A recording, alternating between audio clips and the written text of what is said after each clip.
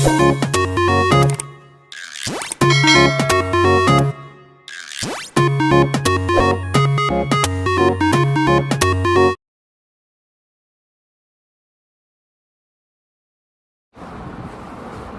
है आपका चैप्टर 5 है, ये हमने छोड़ा था, अब हम इसको करेंगे यूक्लिड्स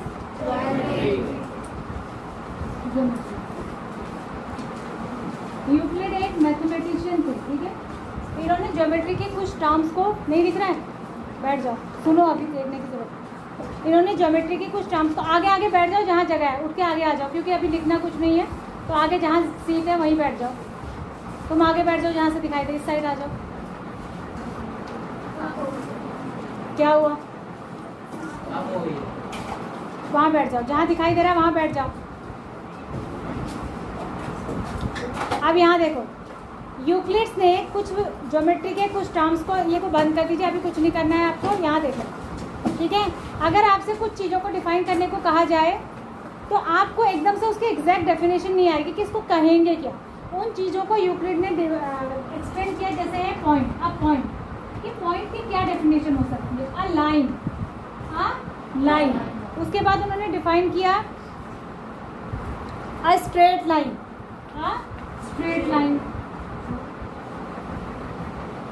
स्ट्रेट लाइन। उसके बाद उन्होंने डिफाइन किया अ सरफेस, सरफेस। उसके बाद उन्होंने डिफाइन किया प्लेन सरफेस। एक ही बात है, ऊबड़ खाबड़ भी हो सकते हैं ना सरफेस, फिर प्लेन सरफेस। तो इन चीज़ों को उन्होंने डिफाइन किया कि इनकी डेफिनेशन क्या हो सकती है।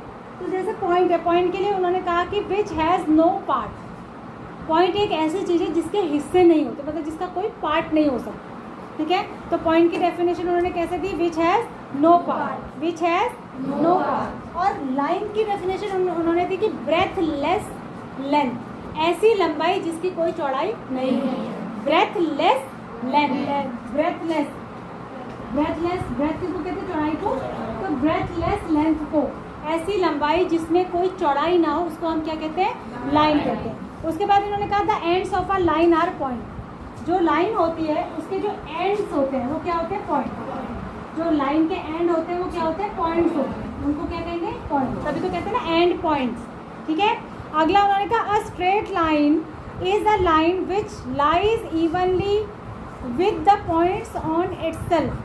अगर स्ट्रेट लाइन एक ऐसी लाइन है जो उसके ऊपर जितने पॉइंट्स हैं उसमें इवनली डिवाइड है, मतलब कहीं से ज़्यादा कहीं से कम नहीं है, कहीं से टेढ़ी कहीं से मेढ़ी नहीं है। उसके बाद है a surface is that which has length and breadth only. जैसे ये सरफेस है, ये बोर्ड की जो ग्रीन आपको दिखाई दे रही है, ये क्या है? एक सरफेस है। तो इसमें क्या होता है? लेंथ और ब्रेथ। सरफेस में क्या होता है? लेंथ भी होती है और ब्रेथ भी होती है। अब plane surface is the surface which lies evenly with the straight lines on itself, ठीक है। प्लेन सरफेस किसको कहेंगे? प्लेन सरफेस के ऊपर अगर हम लाइन खींच दें, स्ट्रेट लाइन, तो वो इन लाइंस के बीच में इवनली डिस्ट्रीब्यूटेड होगी। अब आप कहेंगे प्लेन सरफेस का दूसरा रूप क्या होता है? ऊबड़ खाबड़ सरफेस भी तो होती है। आपने पत्थर देखे, पत्थर के ऊपर की सरफेस होती है कि नहीं? दीपक होती है, तो वो प्लेन होती है, प्लेन होती है। वो डर ऐसे देख रहा है, बिल्कुल मैं इसीलिए इसको पॉइंट आउट करूँ बड़ा आई कॉन्टेक्ट के साथ, ठीक है। तो सरफेस दो तरीके की हो सकती है ना, एक दरदरी सरफेस होती है, एक प्लेन सरफेस होती है। तो पत्थर हुआ, ईंटा हुआ, इनकी सरफेस प्लेन नहीं है। इनकी सरफेस पे एक स्ट्रेट लाइन खींची जा सकती है। ईंट है, ईंट की सरफेस कैसे खुरदुरी होती है ना, तो उसके ऊपर अगर स्ट्रेट लाइन खींचेंगे तो ऐसी स्ट्रेट लाइन नहीं बनेगी जैसे कि प्लेन सरफेस पे बनती है। बात समझ में आ रही है? तो इसके लिए इन्होंने कहा plane surface is a surface which lies evenly with the straight line on itself, जो उस पर खींची गई स्ट्रेट लाइन के ऊपर इवनली डिस्ट्रीब्यूटेड होती है, ठीक है। अब इसमें जो मेन चीज़ है वो दो चीज़ें हैं, ध्यान दीजिए, वो बहुत ही ज़्यादा पूछा जाता है। ये वाला पोस्टुलेट बताओ, ये वाला एग्जाम बताओ, ये पूछा जाता है। एक होते हैं पोस्टुलेट, पोस्टुलेट ये दोनों इन्होंने ही बताए ज्योमेट्री के रेस्पेक्ट में, और एक होते हैं एक्सियम। आपने एक्सियम्स कहीं पढ़े? बताइए कहाँ पढ़े? ज्योमेट्री में ही पढ़े ना, 6th चैप्टर में। उन्होंने कुछ प्रॉपर्टीज़ को अज्यूम कर ले, जैसे हम जब ASA या SAS पढ़ने जा रहे थे, हमें कुछ ना कुछ तो पहले अज्यूम करना पड़ेगा। जैसे हमारे पास, हमने उसमें क्या अज्यूम किया था? SAS, एसएएस को हमने कहा था वो एक्सियम है, उसे प्रूव करने की ज़रूरत नहीं है क्योंकि उसको हमने अज्यूम कर लिया। उसका सहारा लेकर फिर हमने बाकी की प्रॉपर्टीज़ को प्रूव किया ना, एएसए को प्रूव किया, एएस को प्रूव किया, आरएचएस को प्रूव। अगर हमारे पास बेस ही कुछ नहीं होता, मतलब किसी चीज़ को तो हमें दुनिया में मानना पड़ेगा ना कि ये पहले से है, तभी उसके रेस्पेक्ट में हम बाकी चीज़ों को सिद्ध कर सकते हैं, प्रूव कर सकते हैं। अगर हमारे पास ग्राउंड लेवल पे कुछ है ही नहीं, जैसे मैं आपसे कहूँ खिचड़ी बनाओ, कुछ भी ना दूँ, आप कैसे बनाओ? एटलीस्ट मटेरियल तो मुझे देना पड़ेगा आपको, कुछ तो मुझे आपको बेस देना पड़ेगा, चावल देने पड़ेंगे, दाल देनी पड़ेगी, मसाले देने पड़ेंगे, भाई गैस देना पड़ेगा, तो कुछ देना पड़ेगा ना। और चलो कुछ भी ना मैं दूँ फिर भी कुछ देना पड़ेगा। मैंने गैस में नहीं करी, मैं कह रही आप पत्थर से मार के आग जलाओ, लेकिन फिर भी कुछ बर्तन तो दूंगी जिसमें पकाओगे, तो कुछ ना कुछ बेस होना चाहिए। तो कुछ चीज़ों को इन्होंने क्या कर लिया, एज्यूम करा कि ऐसा होगा, फिर उसका सहारा लेकर इन्होंने क्या चीज़ें करी, बाकी चीज़ें प्रूव करी। तो इन्होंने कहा Euclid's assume certain properties which were not to be proved, जिनको प्रूव करने की ज़रूरत नहीं थी। जैसे कि आपने एसएएस प्रॉपर्टी पढ़ी पिछले चैप्टर में ट्राइंगल्स में। These assumption are actually obvious universal truth. ये एजम्पशन जो थे वो क्या था, ऑब्वियस यूनिवर्सल ट्रूथ थे, मतलब जो दुनिया में पहले से ही क्या कहेंगे, यूनिवर्सल को क्या कहेंगे, जैसे कि पूरी दुनिया में ये सिद्ध ही है। जैसे कहा जाए कि सूरज पूरब में निकलता है, अब इस बात को प्रूव करने की ज़रूरत नहीं है, ये आपको पता है कि निकलता है, ये दुनिया में दिख रहा है आपको, ये यूनिवर्सल ट्रूथ है, इसको कोई बदल नहीं सकता। अगर आपसे कोई कहे सूरज पश्चिम में निकलता है तो आप मानेंगे? अगर जैसे हम कहते हैं भगवान होते हैं, किसी ने देखे? नहीं देखे, पर होते हैं, फिर भी मानते हैं कि नहीं मानते हैं? ये यूनिवर्सल ट्रूथ है कि गॉड एग्जिस्ट करता है, चाहे किसी रूप में। कुछ मुस्लिम्स उसको दूसरे रूप में मानते हैं, हिंदू दूसरे रूप में मानते हैं, सिख दूसरे रूप में मानते हैं, लेकिन एक ऐसी शक्ति, एक ऐसी पावर है जो दुनिया को चला रही है। ऐसा हम सोचते हैं कि नहीं सोचते हैं? जब हम किसी मुसीबत में, अगर हम नहीं मानते भगवान को, तो हम जब किसी मुसीबत में फंस जाते हैं तो हम क्या कहते हैं, भगवान निकाल दे, आगे से नहीं करूँगा, आगे से नहीं करूँगा। तो कौन याद आता है सबसे पहले? भगवान। हे भगवान, कहीं पर कुछ हुआ तो हे भगवान। तो यानी कि आप मानते हैं कि भगवान है, चाहे देखे तो किसी ने नहीं है ना, लेकिन फिर भी हम मानते हैं कि नहीं मानते हैं? तो ऐसी बातें क्या होती हैं, यूनिवर्सल ट्रूथ होती हैं। ही डिवाइडेड देम। अब ये जो यूनिवर्सल ट्रूथ थे, जो सांसारिक सत्य हैं, क्या है? यूनिवर्सल ब्रह्मांड, मतलब यूनिवर्स का मतलब होता है वैसे ब्रह्मांड। यूनिवर्सल ट्रूथ जो थे, इनको इन्होंने दो पार्ट्स में डिवाइड किया। दो पार्ट्स में डिवाइड किया, एक थे पोस्टुलेट्स और एक थे एक्सियम। इनमें अंतर अब आप समझिए, वो है, ठीक है। तो यूनिवर्सल ट्रूथ जो यानी कि ब्रह्मांड में जो सच हैं, जिनको हम सच मानते हैं, खुद ही मान लेते हैं कि ये है, उनको सिद्ध करने की, प्रूव करने की जरूरत नहीं है, उनको यूक्लिड ने दो पार्ट्स में डिवाइड करा, एक्सियम्स और पोस्टुलेट। आप देखिए इन्होंने क्या कहा, he divided them into two types, axioms and postulate. He use the term postulate for the assumption that were specific to geometry. Axiom और पोस्टुलेट एक ही चीज़ है, दोनों जो है क्या है, यूनिवर्सल ट्रूथ ही है, दोनों क्या है, यूनिवर्सल ट्रूथ ही है। लेकिन पोस्टुलेट उन्होंने शब्द किसके लिए यूज़ किया, जिन यूनिवर्सल ट्रूथ का यूज़ हम किस में करते हैं, ज्योमेट्री में। जिन यूनिवर्सल ट्रूथ का यूज़ हम किस में करते हैं, ज्योमेट्री में करते हैं, उनको उन्होंने स्पेसिफिकली क्या कहा, पोस्टुलेट। बाकी जो है क्या है, जो ट्रूथ कहीं भी यूज़ किए जा सकते हैं, वो ज्योमेट्री में यूज़ नहीं होते, कहीं भी यूज़ किए जा सकते हैं, ज्योमेट्री में भी या ज्योमेट्री से बाहर भी, उनको इन्होंने क्या कहा, एक्सियम। क्या कहा, एक्सियम, ठीक है, समझ में आ गया ये। तो यहाँ पर ये कह रहा है कि we for details about axioms and postulate refer to.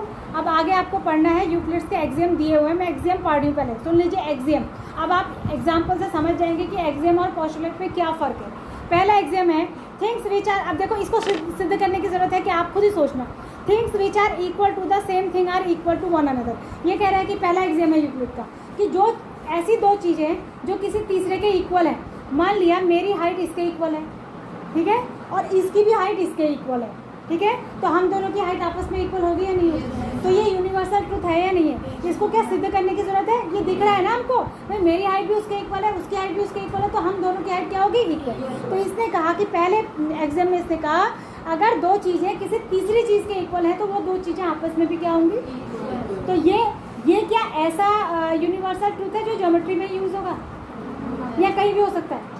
ये जो मैंने एग्जांपल दिया क्या ये ज्योमेट्री का था? नहीं। तो ये एक ऐसा यूनिवर्सल ट्रूथ है जो ज्योमेट्री ये ज्योमेट्री में भी हो सकता है यूज़, लेकिन उसके बाहर भी हो सकता है, तो इसलिए इसको क्या कहते हैं, एक्सियम। और जो खाली ज्योमेट्री में ही होगा उसको क्या कहेंगे, पोस्टुलेट। ठीक है। अब सेकंड है if equals are added to equal the whole are equal. अगर दो इक्वल चीज़ों में कोई इक्वल चीज़ ही ऐड की जाए तो उनका जो आंसर आएगा वो भी इक्वल आएगा। इसको प्रूव करने की जरूरत है। इन्होंने कहा if equals are added to equals, अगर इक्वल्स में इक्वली ऐड करा जाए तो आंसर क्या होता है, इक्वल। क्या ये एग्जांपल ज्योमेट्री का है? नहीं, लेकिन ये एग्जांपल ज्योमेट्री में भी हो सकता है। जैसे मैं 1-2 सेंटीमीटर की लाइन इधर खींचूं, 1-2 सेंटीमीटर की इधर, फिर इसमें भी 1 सेंटीमीटर बढ़ा दो, इसमें भी 1 सेंटीमीटर बढ़ा दो, तो तभी ये भी 3 रहेगी, ये भी 3 रहेगी। तो ये ज्योमेट्री में भी यूज़ हो सकता है, ज्योमेट्री के बाहर भी। इसीलिए ये क्या है, एग्जाम नंबर 2। अगर आपसे कहे कि यूक्लिड का एग्जाम नंबर 1 लिखो तो आप क्या कहेंगे, things which are equal to the third thing are equals one another. और दूसरा क्या है, if equals are added to equal then result will be equal. तीसरा है if equals are subtracted from equal. एक ही बात है, अगर दो इक्वल चीज़ों में से इक्वल चीज़ ही माइनस की जाए तो आंसर फिर भी क्या आएगा, इक्वल आएगा। ठीक है, ये इसका तीसरा क्या है, एक्सियम है। उसके बाद चौथा है things which coincide with one another are equal. ऐसी चीज़ें जो एक दूसरे को पूरा ओवरलैप कर लेती है, कोइंसाइड कर लेती है, ढक लेती हैं, वो आपस में क्या होती हैं, इक्वल। ये मेरे दोनों हाथ हैं, एक दूसरे को ओवरलैप कर ले रहे हैं, तो ये हाथ दोनों क्या होंगे, हथेलियाँ इक्वल होंगे। समझ में आ गई। कोई भी चीज़ जो एक के ऊपर एक रखने पर, कोइंसाइड मतलब एक के ऊपर एक रखने पर पूरा एक दूसरे को ढक लेती है, वो क्या होती है, इक्वल। क्या इस बात को सिद्ध करने की जरूरत है? नहीं, क्योंकि ये हमें दिख जाएगा, हम प्रैक्टिकली करके देख सकते हैं। बात समझ आ रही है। उसके बाद अगला है the whole is greater than a part. पांचवा है कि होल माने पूरी चीज़। होल किसको कहते हैं, पूरी चीज़। पूरी चीज़ हमेशा अपने भाग से यानी पार्ट से क्या होती है, ज़्यादा होती है। क्या इस बात को प्रूव करने की जरूरत है? भाई पूरी चीज़ हमेशा अपने एक हिस्से से ज़्यादा ही तो होगी। ये तो हम दुनिया में देख ही रहे हैं, तो इसको सिद्ध करने की ज़रूरत नहीं है। ये इनका पांचवा वो है एग्जाम। छठा है things which are double of the same. अगर एक ही चीज़ की डबल दो चीज़ें हैं, जैसे मेरी एज इसकी भी डबल है और इसकी भी डबल है। ठीक है, मेरी एज इसकी भी डबल है और इसकी भी डबल है, तो इसका मतलब क्या हुआ, इन दोनों की एज क्या है, सेम। ठीक है, तो यही इनका कहना है अपने छठे पोस्टुलेट में, एग्जाम में। सातवां ये कह रहा है things which are half of the same things. अब इसकी एज मेरी भी हाफ है और इसकी एज भी मेरी हाफ है, तो इसका मतलब भी यही हुआ कि इन दोनों की एज बराबर है। मतलब एक ही चीज़ की हाफ अगर दो अलग अलग चीज़ें हैं तो वो दोनों आपस में इक्वल होंगी कि नहीं होंगी। तो ये चीज़, ये क्या है इनका 7th जो है इनका क्या है, ये एग्जाम। समझ में आ गए सारे, कोई दिक्कत है? तो ये थे इनके एग्जाम। अब आएंगे आप आगे, इनके 5 पोस्टुलेट्स हैं जो मोस्ट इम्पॉर्टेंट है। 5 पोस्टुलेट है। कितने पोस्टुलेट है? 5। ये मोस्ट इम्पॉर्टेंट है, ये नाम से ही आ जाते हैं। हाँ, हम पेपर में भी आएंगे। हाँ, पेपर में आ सकते हैं। पेपर महेश सर बनाएंगे, मुझे नहीं पता, लेकिन अगर यूक्लिड्स की ज्योमेट्री पढ़ रहे हैं हम तो पोस्टुलेट लिखने को आ सकते हैं। और ये क्योंकि 5 ही हैं, एग्जाम्स तो बहुत सारे हो सकते हैं। पोस्टुलेट इनके जो 5 है, 5 दिए हैं बुक में, 5 नाम से दिए हैं, पोस्टुलेट 1, पोस्टुलेट 2, पोस्टुलेट 3, पोस्टुलेट 4, 5। तो ये जो है आपका नाम से आ सकता है कि राइट पोस्टुलेट 3 ऑफ यूक्लिड। ठीक है, तो पहला देखिए ध्यान से, पहला है पोस्टुलेट 1 है। अब ये पोस्टुलेट जो मैं बता रही हूँ 5, ये स्पेसिफिकली किससे रिलेटेड होंगे, ज्योमेट्री से। ये किससे रिलेटेड होंगे, ज्योमेट्री से। ऐसे यूनिवर्सल ट्रुथ जो ज्योमेट्री से ही रिलेटेड होते हैं उनको ही क्या कहते हैं, पोस्टुलेट। पहला है अ स्ट्रेट लाइन में be drawn from any one point two any other. एक पॉइंट से दूसरे पॉइंट तक एक ही स्ट्रेट लाइन खींची जा सकती है। सच है? एक पॉइंट से दूसरे पॉइंट तक क्या 2 स्ट्रेट लाइन खींची जा सकती है? नहीं। कितनी स्ट्रेट लाइन खींची जा सकती है? एक। तो ये कह रहा है कि अ स्ट्रेट लाइन में be drawn from any one point two any other point. तो ये पोस्टुलेट नंबर इनका क्या है, 1। ठीक है, अब उसके बाद इनका दूसरा पोस्टुलेट है अ terminal line can be produced infinitely. अगर आपको एक लाइन दे दी जाए, उसको लाइन सेगमेंट कहते हैं। टर्मिनल माने जो खत्म हो चुकी है। मान लिया मैंने आपको एक 7 सेंटीमीटर की लाइन दे दी, इसका नाम रख दिया ए, तो क्या इसको इनफाइनाइटली बढ़ाया नहीं जा सकता? बढ़ाया जा सकता है ना, दोनों साइड से बढ़ा सकती हूँ मैं, इधर को भी खींच सकती हूँ, इधर को भी। तो इसने कहा सेकंड पोस्टुलेट में अपने कि अ terminal line can be produce infinitely. ठीक है, इनडेफिनेटली या इनफाइनाइटली एक ही बात है कि डेफिनेट अमाउंट नहीं है, लाइन को कितना भी बड़ा खींच सकते हैं। तो ये इनका सेकंड पोस्टुलेट है, ज्योमेट्री से रिलेटेड। लाइन की बात हो रही है, पॉइंट की बात हो रही है, तो ये स्पेसिफिकली किससे रिलेटेड है, ज्योमेट्री। ठीक है, तीसरा पोस्टुलेट है a circle can be drawn with any centre and any radius. किया जा सकता है कि नहीं? किसी भी रेडियस का किसी भी पॉइंट पर कोई सर्कल ड्रॉ किया जा सकता है कि नहीं? या ऐसा होता है कि बोर्ड के मैं इस पॉइंट पे सर्कल ड्रॉ कर सकती हूँ और इस पर नहीं कर सकती हूँ, ऐसा है नहीं। या ऐसा हो सकता है कि 3 सेंटीमीटर रेडियस का मैं ड्रॉ कर सकती हूँ लेकिन 4 सेंटीमीटर का नहीं कर सकती हूँ, ऐसा है नहीं। तो सर्कल किसी भी रेडियस का और किसी भी पॉइंट से ड्रॉ हो सकता है। ये इनका तीसरा पोस्टुलेट है। समझ में आ गया? सर्कल की बात हो रही है तो स्पेसिफिकली किससे रिलेटेड है? ज्योमेट्री। चौथा है all right angles are equal. सारे राइट एंगल आपस में इक्वल होते हैं कि नहीं? सारे राइट एंगल 90 डिग्री के ही होते हैं कि नहीं होते? तो इसमें प्रूव करने वाली कौन सी बात है? ये यूनिवर्सल ट्रूथ है कि जितने भी राइट एंगल होंगे सबका मेजरमेंट अगर हम करके देखें तो 90 डिग्री आएगा। तो ये इनका चौथा पोस्टुलेट है। ठीक है, अब आप कहेंगे मैम इनके प्रूफ तो इनको करना ही नहीं होता, इसीलिए तो पोस्टुलेट कह रहे हैं। ये यूनिवर्सल ट्रूथ है। ठीक है, अगला है सबसे इम्पॉर्टेंट, मोस्ट इम्पॉर्टेंट है पोस्टुलेट 5। पोस्टुलेट 5 है मोस्ट इम्पॉर्टेंट, मोस्ट इम्पॉर्टेंट। ज़्यादातर यही लिखने को दिया है क्योंकि ये थोड़ा बड़ा है और बच्चे इसको याद करने में थोड़ा ये 5 लाइन आपको याद करनी है। बात समझ गए? पहला पोस्टुलेट क्या था कि 2 पॉइंट से होते हुए एक ही लाइन खींची जा सकती है। दूसरा पोस्टुलेट क्या था कि एक एंडेड लाइन को बढ़ाया जा सकता है कहीं तक भी। तीसरा क्या था कि कोई किसी भी रेडियस का किसी भी पॉइंट पे सर्कल खींचा जा सकता है। चौथा क्या था? सारे राइट एंगल बराबर होते हैं। ये तो एक एक लाइन के क्यों देगा कोई इसको लिखने के लिए? वो देगा थोड़ा सा बच्चों को थोड़ा कष्ट तो हो। टीचर को बड़ा मजा आता है बच्चों को थोड़ा लिखने में कष्ट हो, याद करने में कष्ट हो, है ना? तो वो देगा आपको 5वां पोस्टुलेट लिखने के। 5वां क्या सुनिए, if a straight line falling on, अब ये आप इजीली समझ लेंगे क्योंकि आप ज्योमेट्री सारी पढ़ चुके हैं लाइन से। If a straight line falling on 2 straight lines, देखो ध्यान से देखना है, बस इसी वाले को ध्यान से देखना है मेन, बाकी तो आप बुक से रट लेंगे, इसको समझने वाला है ये।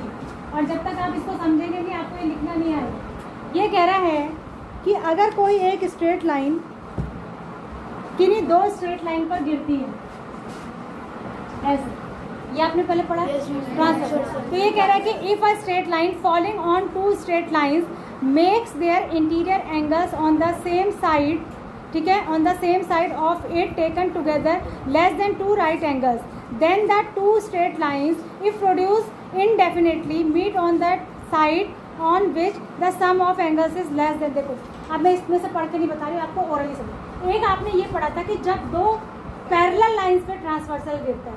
पैरेलल लाइंस ऐसी लाइंस होती हैं जो कभी भी मिलती नहीं हैं, उनको कहीं तक भी बढ़ा लो, जैसे आपकी कॉपी में जो लाइन, ठीक है। अब ये दूसरी बात कह रहा है, ये कह रहा है कि अगर एक स्ट्रेट लाइन 2 ऐसी लाइन के ऊपर गिरे जो जिनका एक तरफ जो इंटीरियर एंगल का सम है वो 2 राइट एंगल से कम है, 180 से कम है। समझ में आ रहा है? 180 से कम है। तो जब ये लाइन अगर पैरेलल नहीं है, टेढ़ी है, एक तरफ से कम दूरी है, एक तरफ से ज़्यादा दूरी है, तो इधर वाले इंटीरियर एंगल का सम कभी भी 180 नहीं होगा। इधर वालों का भी 180 से ज़्यादा होगा, इधर वालों का 180 से कम होगा। तो ये कह रहा है कि जिस साइड 180 से कम होगा उधर साइड अगर उन लाइन्स को आगे बढ़ाते जाएँ तो वो आपस में क्या होंगी? मिलेंगी। आपस में क्या होंगी? मिलेंगी। ये इनका 5वां पोस्टुलेट था। बात समझ में आ गई? इन्होंने क्या कहा, अगर 2 स्ट्रेट लाइन के ऊपर, याद रखना पैरेलल लाइंस नहीं कहा है, स्ट्रेट लाइन कहा है। अगर 2 स्ट्रेट लाइन के ऊपर एक तीसरी लाइन गिरती है तो जिस साइड उनके इंटीरियर एंगल्स का सम 180 नहीं है उस साइड लाइंस को अगर इनफाइनाइटली प्रोड्यूस किया जाए आगे तक, कहीं तक भी, तो वो कहीं ना कहीं जाकर क्या हो जाती है? मिल जाती है। समझ में आ गया? तो ये इनका 5वां पोस्टुलेट है। यहाँ तक आपको कोई दिक्कत है? टाइम देखो कितना है, 5 मिनट बचे हैं ना। एक्सरसाइज नंबर 5.1 में आ जाओ।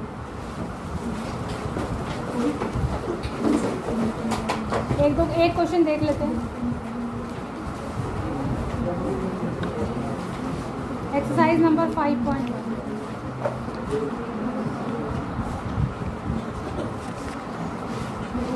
देखिए पहला खोल लिया आपने पेज नंबर 85। देखिए which of the following statement are true and which are false. पहला question, only 1 line can pass through a single point. एक पॉइंट से होते हुए एक लाइन खींची जा सकती है।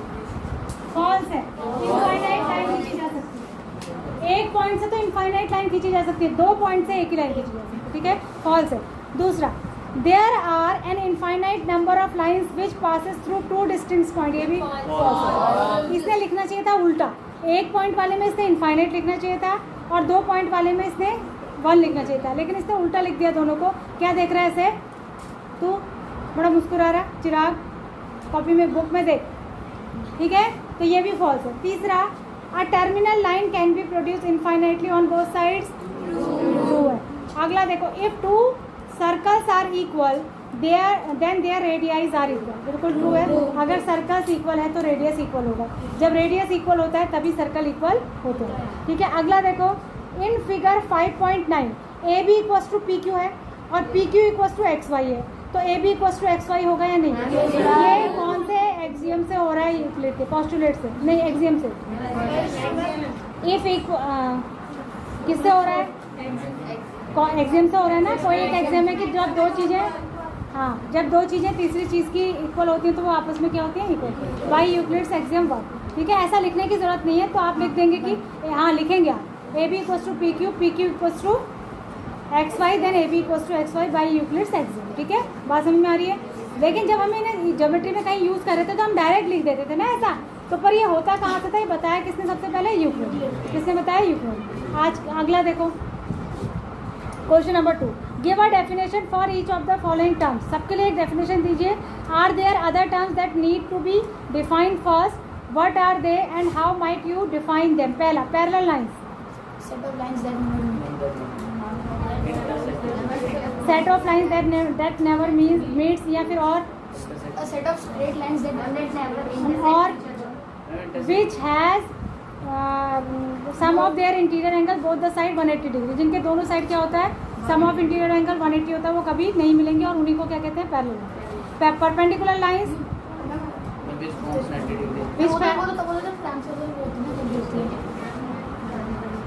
अरे तो कंडीशन वही लगाएंगे ना, उसने तुम्हें नॉन पैरेलल लाइंस को किस कंडीशन से समझाया?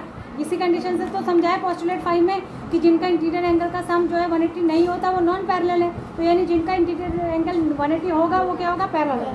Perpendicular which makes angle between them 90 degree. Line segment part of a line which has and points, जिस लाइन के एंड पॉइंट होते हैं उसको क्या कहते हैं?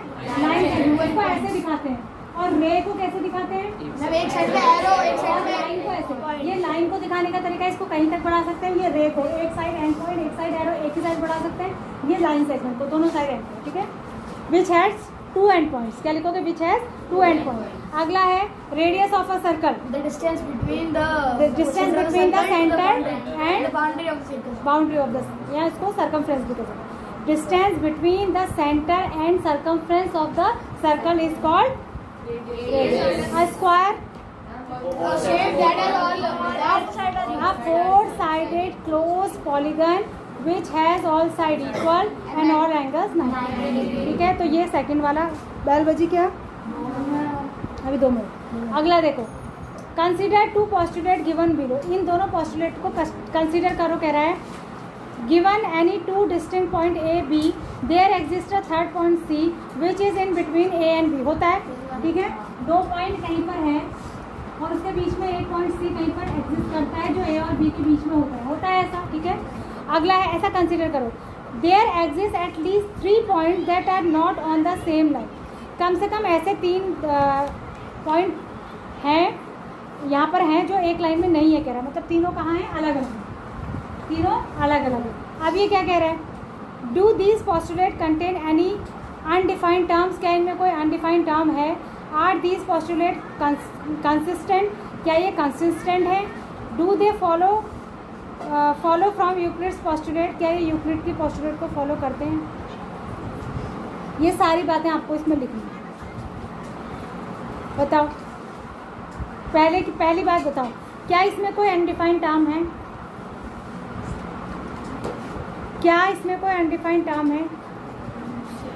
जैसे ये सेकंड वाला जो कह रहा है there exist at least 3 point that are not on the same line, ऐसा कोई ज़रूरी है भाई? ऐसे कोई 3 पॉइंट ज़रूरी है कि जो सेम लाइन में नहीं हो?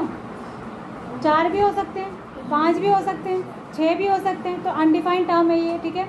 और मतलब ये क्लियर डिफाइन नहीं हो रहा है कि ये कह रहा है, और ना ही ये पॉसिबल है कि एक लाइन के बीच में सिर्फ 3 ही पॉइंट हो जो लीनियर, इसमें तो इनफाइनाइट नंबर ऑफ पॉइंट होंगे ना लाइन के ऊपर, तो ठीक है, कल करेंगे इसको डिस्कस, ठीक है।